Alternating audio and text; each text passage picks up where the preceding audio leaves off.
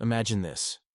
One ordinary night, the world's most powerful telescopes pick up an anomaly, an unnatural formation approaching the solar system at impossible speeds. At first, scientists think it's just another asteroid belt or some cosmic debris. But then, the formation slows down. Objects moving at relativistic speeds do not just slow down on their own. That's when the horrifying truth sets in. This is no natural occurrence. It's a fleet. A massive, coordinated fleet of alien warships positioned with chilling precision, and they're heading straight for Earth. At first, governments scramble to keep the news hidden. Panic is the last thing humanity needs. But secrets don't last long in the age of global connectivity. Leaked satellite images flood the internet. Military radars detect movements that defy physics. Civilian astronomers start noticing something is wrong with the stars. The world holds its breath as reports confirm an undeniable truth. A hostile force has arrived. But what do they want? Are they here to negotiate or to conquer? The answer comes quickly. They don't respond to hails. They don't send envoys. They simply move into position. Hundreds of warships establish a planetary blockade around Earth, blotting out the stars like an artificial eclipse. Space stations lose communication. Satellite networks collapse. The International Space Station goes dark. Every attempt at contact is met with cold, unrelenting silence. Then, without warning, they make their move. One by one, Earth's orbital assets begin to fall. GPS satellites blink out. Communication relays are fried by unknown energy bursts. Every telescope aimed at the alien ships gets hit by a precision EMP strike, as if to say, "You are not allowed to look at us." The blockade tightens, cutting Earth off from the universe. Humanity is now trapped. And yet, they never saw this coming. Because the invaders made one fatal mistake. They underestimated the species they came to subjugate. At first, humanity is in shock. A planetary blockade? This is the kind of nightmare scenario that only existed in sci-fi novels. But now it's real. With satellites offline, global communication falters.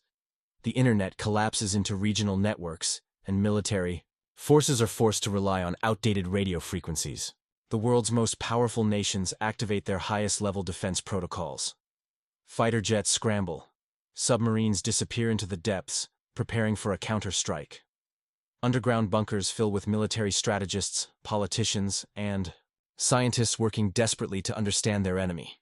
But there's one glaring problem. No one knows who they are or what they want. Every attempt to breach the blockade fails. The moment any aircraft, missile, or drone reaches the upper atmosphere, it's vaporized by a weapons system far beyond human understanding. No visible projectiles, no warning, just an instant, precise annihilation. It becomes clear. This is not just an occupation. It's a message that says, "You are beneath us." But while governments hesitate, the real fight begins elsewhere. Humanity has always been at its most dangerous when underestimated. And this time, the aliens have made a grave miscalculation. They assumed Earth was unprepared, that humans would submit, that advanced technology alone would guarantee victory. They were wrong. Buried deep in classified military installations, experimental technologies come online. Earth's secret weapons, the projects denied by every government, hidden from the public for decades, are finally unleashed. Hypersonic railguns, quantum AI-driven defense systems, directed energy weapons once thought impossible. And most importantly, the one thing the aliens never expected: a fully operational fleet of human-made warships. Because while the invaders thought they were the only ones preparing for war, humanity had been preparing for this moment for years. Black-budget projects, hidden military research stations on the moon, deep space reconnaissance programs, everything that had been dismissed as conspiracy theories was about to become Earth's greatest trump card. And then, humanity strikes back. The first counterstrike is surgical. While the world watches in terror, Earth's hidden forces move into position. Deep space monitoring stations, thought to be abandoned, begin transmitting encrypted signals. Subterranean launch silos buried beneath the oceans and the Arctic ice open their doors for the first time. And then, in the black void of space, the aliens witness something they never expected: Earth's own warships. For decades, secret military projects had been developing a fleet beyond public knowledge, not massive, lumbering behemoths like the invaders' dreadnoughts, but smaller, faster, more agile vessels designed for asymmetric warfare. These ships, equipped with next-generation AI, electromagnetic shielding, and weapons capable of disrupting enemy technology, were never meant to fight a war. But now, they were humanity's last hope. The first engagement comes in the form of an electromagnetic pulse, launched from a hidden defense satellite that the aliens thought they had destroyed. The pulse ripples through the blockade, and for the first time, an alien warship loses power. The vessel drifts, its systems fried, vulnerable for just a few minutes. But in war, minutes are an eternity. That's when the Ghost Fleet makes its move.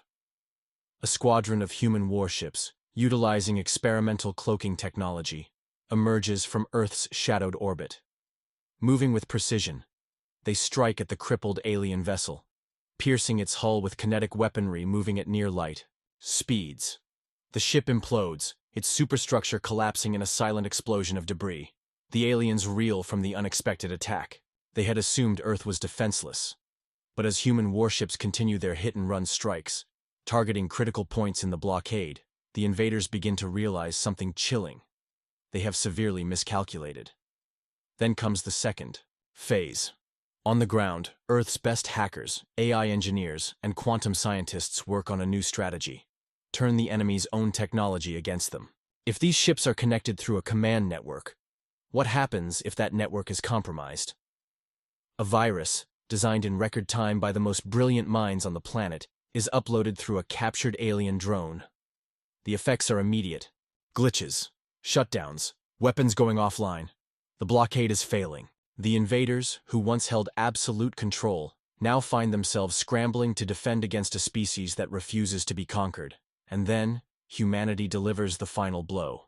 The aliens had come expecting an easy victory.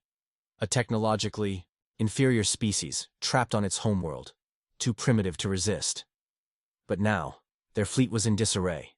The blockade, once an unbreakable wall, was collapsing. The moment humanity's virus infiltrated their network, the invaders lost their greatest advantage: coordination. Some of their ships turned against each other, their targeting systems compromised. Others drifted aimlessly, their engines failing.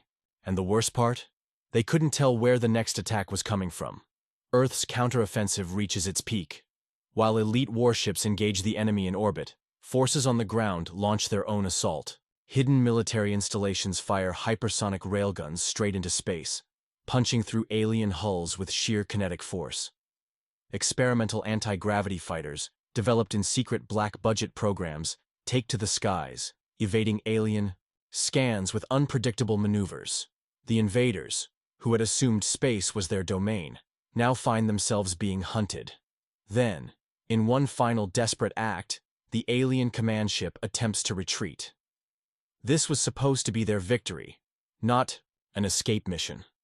But they never accounted for humanity's greatest strength: adaptation. The same species that had turned spears into missiles, wooden ships into war machines, and simple radio signals into artificial intelligence, had now turned an alien invasion into a battlefield of their own making. As the enemy flagship tries to flee, a final human weapon is unleashed: the Excalibur-class orbital railgun. A last-ditch high-energy weapon designed for planetary defense, it had never been fired in real combat. Until now. Charged with immense energy, its payload, a tungsten rod accelerated to a fraction of light speed, is fired straight at the command ship. The impact is instant. No explosion, no fireball, just obliteration.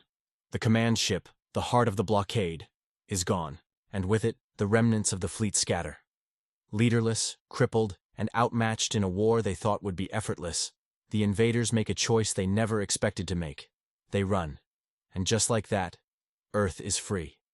But as humanity watches the remnants of the alien fleet vanish into the darkness of space, one question remains: who were they? And more importantly, will they come back? Humanity had won this battle. But now, the galaxy knew one undeniable truth: Earth is not to be underestimated. Because the next time an invasion comes, humanity will be ready.